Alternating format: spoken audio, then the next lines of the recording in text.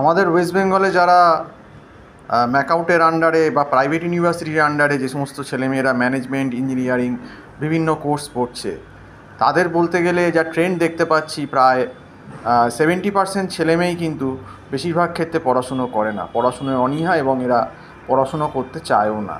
এবং সত্যি কথা বলতে গেলে এরা শুধুমাত্র একটু পয়সার জোরে, যাদের পয়সা আছে তারা এইসব এই কস্টলি প্রাইভেট কলেজ এবং এই ম্যাকআউটের এই কলেজগুলোয় ভর্তি হচ্ছে। গুটি কয়েক কিছু স্টুডেন্ট হয়তো সিরিয়াস আছে, যারা একটু সিরিয়াস, যারা কেরিয়ারের কথা ভাবে। তো বলতে গেলে কিন্তু 70% স্টুডেন্টই নিজের কেরিয়ার নিজের হাতেই ধ্বংস করছে। এদের মধ্যে অনেকেই সাপ্লি পাচ্ছে, এক একটা সেমে একটা করে দুটো করে সাপ্লি জমতে জমতে জমতে জমতে যবে কোর্স হয়তো শেষ হবে সেই সময় কোর্স কমপ্লিটও করতে পারছে না। অনেকে আছে যে এত সাপ্লি পেলো যে কোর্সটা আর কমপ্লিটই হলো না, সে ছেড়ে বেরিয়ে গেল, এরকম উদাহরণও আছে।